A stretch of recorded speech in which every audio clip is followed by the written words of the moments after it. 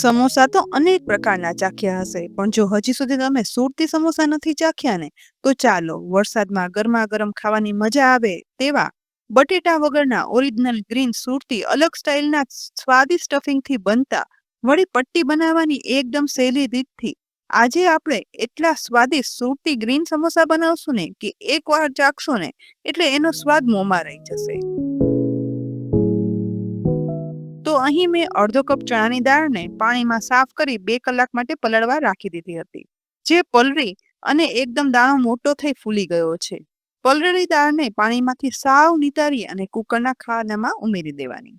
અહીં આ દાળને ડાયરેક્ટ કુકરમાં બાફવી હોય અથવા તો વાસણમાં છૂટી બાફવી હોય ને તો તેમ પણ બાફવી શકાય, પરંતુ દાળનો દાણો આખો રહે અને એકદમ છૂટી કુકરમાં ઓછા સમયમાં બફાઈ જાય તેવી એકદમ સહેલી પરફેક્ટ માપ સાથેની રીત બતાવું। પલાળેલી આ કોરી દાળમાં 1/4 ટીસ્પૂન કે સ્વાદ પ્રમાણે મીઠું અને સાથે 1/4 ટીસ્પૂન હળદર પાવડર મિક્સ કરવાનો। તેની સાથે અડધો કપ દાળ હતી ને તો તેમાં તેનું અડધું એટલે કે 1/4 કપ પાણી ઉમેરશું, જેથી દાળ બફાઈ જાય અને દાણો આખો રહે અને જરા પણ પાણીનો ભાગ ના રહેતા છૂટી બને। ગેસની મીડિયમ ફ્લેમ પર કુકરમાં તળિયે પાણી રાખી અને તેમાં સ્ટેન્ડ પણ ગોઠવી દીધું છે। દાળનું ખાનું હવે ઉપર ગોઠવી દેવાનું, જેથી ઓછા પાણીમાં દાળ બફાશે ને તો પણ બળશે નહીં કે નીચે બેસવાનો ડર પણ નહીં રહે। હવે આ ખાનાને યાદ કરી અને ઢાંકણ ઢાંકવાનું। હવે કુકરનું ઢાંકણ ઢાંકી અને સીટી લગાવી દેવાની। ગેસની મીડિયમ ફ્લેમ પર માત્ર યાદ કરી અને 2 જ સીટી કરવાની છે। એ દરમિયાન સમોસાના ઉપરના લેયરની પટ્ટી બનાવવા માટે અડધો કપ મેંદો લઈ સાથે 1/4 કપ ઘઉંનો લોટ ઉમેરવાનો। અહીં ફક્ત ઘઉંનો અથવા ફક્ત મેંદાનો અથવા બંને એક સરખા માપના લોટ લઈ શકાય। તેમાં 1/4 ટીસ્પૂન મીઠું અને 1 ટીસ્પૂન તેલ ઉમેરી અડધો કપ પાણી લઈ જોઈએ એ પ્રમાણે પાણી ઉમેરી મીડિયમ કઠણ લોટ બાંધી લેવાનો। આ લોટ છે ને તે આપણે નોર્મલ પરોઠાનો બાંધીએ ને તેટલો જ કઠણ બાંધવાનો। બસ અહીં લોટ બાંધ્યા પછી સહેજ એવું તેલ ઉમેરી લોટ મસળી માત્ર 10 મિનિટ માટે કૂણવવા રાખવાનો। 10 મિનિટ પછી કૂણવેલા લોટમાંથી આ રીતે રોલ કરી મીડિયમ રોટલી બનાવીએ ને એ માપના લુવા બનાવવાના છે। આટલા લોટમાંથી 6 લુવા બનશે અને તેમાંથી ટોટલ 18 સમોસા બની અને તૈયાર થશે। હવે પહેલા અહીં 2 લુવા સાથે લઈ એક લુવાને કોરા લોટમાં કવર કરી આપણે મીડિયમ સાઈઝની રોટલી વણીએ ને એવું વણી લેવાનું છે। બસ આવી મીડિયમ રોટલી વણ્યા પછી તેને એક ડીશમાં રાખી બીજા લુવાને પણ વણી મીડિયમ સાઈઝની રોટલી તૈયાર કરી લેવાની। જે પહેલી વણેલી રોટલી હતી ને બસ એ જ માપની વણવાની। હવે વણેલી રોટલી ઉપર લગભગ 1/4 ટીસ્પૂન જેટલું તેલ ઉમેરી આખી રોટલી ઉપર લગાવી દેવાનું। સાથે તેના ઉપર કોરો લોટ પણ સ્પ્રિંકલ કરી લઈશું અને એ પછી બીજી એ સાઈઝની વણેલી રોટલી છે ને એ આ રોટલી પર બરાબર સેટ કરી દેવાની અને બધી બાજુથી પ્રેસ કરી દઈશું। હવે ફરીથી થોડો એવો કોરો લોટના મદદથી બંને રોટલી સાથે વણવાની। આપણે જેમ કેરીની સિઝનમાં કેરીના રસ સાથે પડ બનાવીએ ને બસ એમ જ। અને આ બંને પડ જેટલા પણ વણાય ને એટલા પતલા થાય ને એટલા પતલા કરવાના, સાઈઝમાં એકદમ મોટા પણ કરવાના। અહીં જુઓ પાટલીથી સહેજ જેવી નાની સાઈઝની અને એકદમ નીચે તરફ હાથ દેખાય ને એટલા પતલા પડ વણી અને તૈયાર થઈ ગયા છે। બીજી તરફ ગેસની મીડિયમ ફ્લેમ પર ગરમ થતા તવામાં રોટલી શેકવા માટે ઉમેરી દેવાની। બસ લગભગ 30 જ સેકન્ડમાં રોટલી એક સાઈડ શેકાતા આ રીતે બબલ્સ થવાની શરૂઆત થાય છે, એટલે તુરંત જ રોટલીની સાઈડ ચેન્જ કરી દેવાની અને એ પછી બીજી સાઈડ પણ માત્ર 30 સેકન્ડથી પણ ઓછા સમયમાં બબલ્સ થવા લાગે ને બસ આવી રોટલી બંને બાજુ શેકાઈ જાય ને એટલે સમય બગાડ્યા વગર આ રોટલીને ગેસ પરથી તુરંત જ નીચે ઉતારી લેવાની। નીચે ઉતારી રોટલી ગરમ જ છે ને ત્યારે જ બંને પડ છે ને એ ખોલી અને અલગ કરી લેવાના છે। અહીં જુઓ ધીમે ધીમે ધ્યાન રાખી અને કરતા બંને પડ સરસ અલગ થઈ જાય છે। આ સમયે ગરમ ગરમ આ પડને આ રીતે 2 વાર ફોલ્ડ કરી લેવાના અને એ પછી કોઈ પણ કન્ટેનર કે પછી કેસરોલમાં રાખી તેનું ઢાંકણ ઢાંકી દેવાનું, જેથી આ પડ છે ને તે કડક ના થાય અને એકદમ સોફ્ટ રહે। બસ આ જ રીતે અહીં ટોટલ 6 લુવાના પડ બનાવી અને તૈયાર કરી લીધા છે અને બધા પડ કેસરોલમાં ગોઠવી લીધા છે। હવે આ સમયે કેસરોલમાં રાખેલા બધા પડ છે ને તે એક સાથે બહાર કાઢી લઈ પાટલી ઉપર એક સરખા આ રીતે ખુલ્લા કરી ફેલાવી અને એક ઉપર એક ગોઠવી દેવાના છે। બસ બધા પડ એકબીજા ઉપર એક સરખા ગોઠવી લીધા પછી હવે ચપ્પુ કે પછી કાતર વડે પહેલા આ ગોઠવેલા પડની બાજુ 2 સાઈડની કિનારી સહેજ એવી કટ કરી લેવાની, જેથી એકદમ સરસ શેપમાં આ પડ આવી જાય। હવે 2-2 ઇંચના અંતરે આ રીતે સહેજ એવા કટ મારી એ પછી કટ એકદમ સરસ પાડી લેવાના, જેથી લાંબી એક સરખી પટ્ટી તૈયાર થઈ જશે. અહીં જુઓ, એક સરખી પટ્ટી બની અને તૈયાર થઈને. આ પટ્ટી બનાવી એરટાઇટ ઝીપર બેગમાં પેક કરીને ફ્રીજમાં રાખો ને તો 1 મહિનો સુધી સારી રહે છે અને ગમે ત્યારે પટ્ટી સમોસા બનાવવા હોય ને તો ઉપયોગમાં લઈ શકાય. અહીં બધી પટ્ટીને આ રીતે વાળી ફરીથી સુકાઈ ના જાય ને એટલે કેસરોલમાં રાખી દેવાનું અને સમોસા વાળવા સમયે આ પટ્ટી બહાર કાઢવાની. હવે અલગ જ પ્રકારનો સ્ટફિંગ બનાવવા માટે ખાંડણીમાં 1/2 ટીસ્પૂન જીરું, 1/2 ટીસ્પૂન ધાણા, 1/2 ટીસ્પૂન વરિયાળી, 1/2 ટીસ્પૂન સફેદ તલ ઉમેરી અને વાટવાના છે. અહીં જો ચોમાસાના લીધે આ સામગ્રીમાં ભેજ લાગ્યો હોય ને તો બધા મસાલા સહેજ એવા શેકી લેવાના અને એ પછી વાટવાના. લગભગ 1 જ મિનિટમાં આ બધા મસાલા અધકચરા વટાઈ અને આવો પાવડર બની અને તૈયાર થઈ ગયો છે.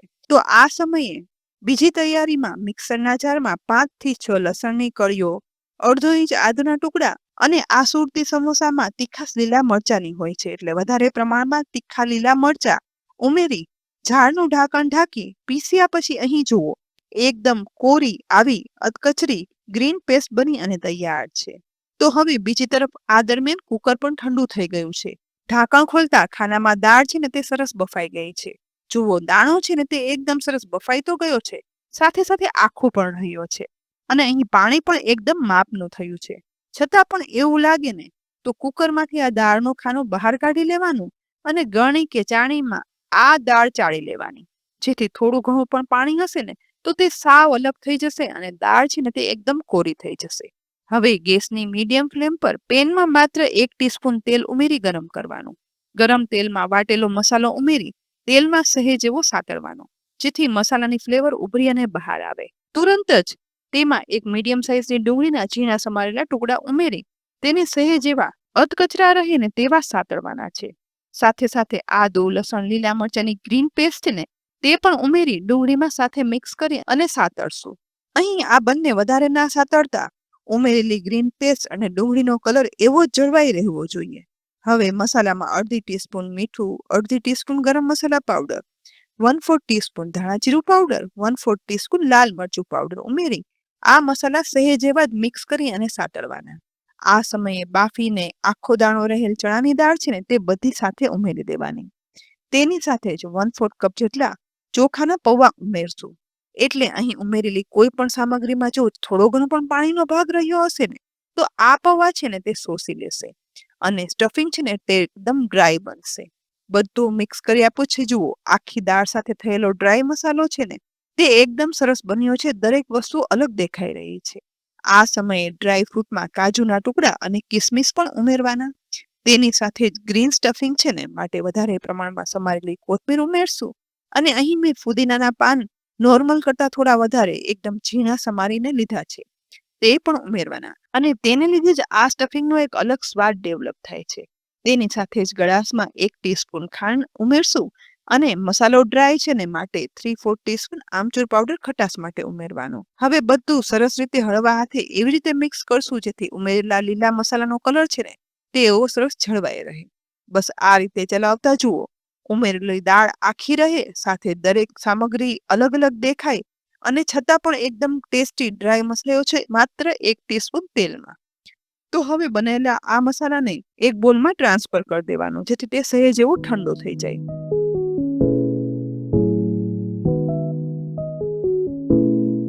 હવે સમોસાની બનાવેલી પટ્ટીમાંથી એક પટ્ટી સ્ટેન્ડ પર લઈ તેને આ રીતે એક સાઈડથી 2 વખત ફોલ્ડ કરી લેવાની, જેથી કોન શેપ થઈ જશે. હવે બનાવેલા આ શેપમાં 1 ટીસ્પૂન જેટલો બનાવેલો ગ્રીન સ્ટફિંગ છે ને તે પ્રેસ કરી અને ઉમેરવાનું અને એ પછી બાકીની પટ્ટીને આ રીતે ધીમે ધીમે કરી અને ફોલ્ડ કરતી જવાની અને છેલ્લે પટ્ટીનો જે એન્ડ આવે ને તેના પર લોટ અને પાણીમાં બનાવેલી સ્લરી થોડી એવી લઈ પટ્ટીના એન્ડ પર લગાવી દેવાની.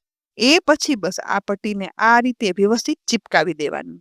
આ રીતે એકદમ સરસ પટ્ટી સમોસું બની અને તૈયાર થઈ ગયું છે. બસ આ જ રીતે બીજી એક વખત પણ જોઈ લો કે કઈ રીતે પટ્ટીમાંથી સમોસું વાળી અને તૈયાર કર્યું છે. બસ 1 થી 2 વાર આ રીતે પ્રયત્ન કરશો ને એટલે તમારાથી પણ પટ્ટી સમોસા એકદમ પરફેક્ટ બનીને તૈયાર થશે.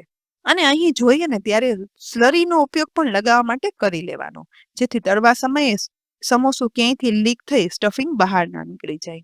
બસ આવી રીતે ટોટલ 18 નંગ સમોસા અહીં વાળી અને તૈયાર કરી લીધા છે. બીજી તરફ ગેસની મીડિયમ ફ્લેમ પર ગરમ થયેલા તેલમાં કડાઈમાં સમયને એટલા સમોસા ઉમેરી દેવાના અને એ પછી ગેસની મીડિયમ ફ્લેમ જ રાખી સાઈડ ચેન્જ કરતા જઈ એવી રીતે આ સમોસા તળવાના જેથી પટ્ટી સમોસાની દરેક પટ્ટીના લેયર છે ને તે અંદર સુધી ચડી અને એકદમ ક્રિસ્પી પણ બની જાય અને ઉપરથી બનતા આ સુરતી પટ્ટી સમોસાનો કલર છે ને તે એકદમ ગુલાબી ઉજળો રહે. 4 થી 5 મિનિટમાં જ અહીં જુઓ ઉપરથી એકદમ ક્રિસ્પી પડ સાથે ગ્રીન સ્ટફિંગના સુરતી ટેસ્ટી સમોસા બની અને તૈયાર થઈ ગયા છે. તો આ બનેલા સુરતી સમોસાને તેલમાંથી નીતારી એક બીજા જારામાં કાઢી લેવાના.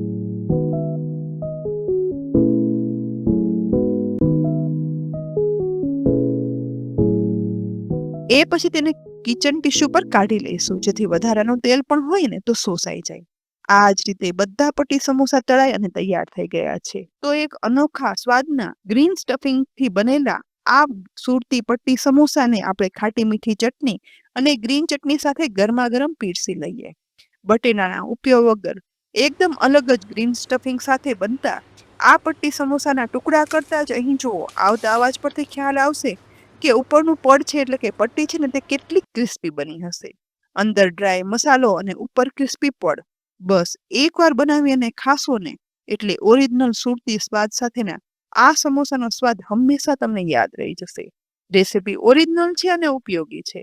તો આ વિડીયોને લાઈક પણ કરી લેજો અને મેક્સિમમ શેર કરજો. તેની સાથે જ અમારી kitchen series YouTube channel subscribe કરવાનું તો બિલકુલ ના ભૂલતા. સાથે અમારા ફેસબુક પેજને પણ લાઈક કરી અને ફોલો કરી લેજો જેથી આવનાર દરેક વિડીયોના અપડેટ્સ તમને તુરંત જ મળે. આવતીકાલે ફરી મળશું એક નવા વિડીયો સાથે. ત્યાં સુધી આવજો.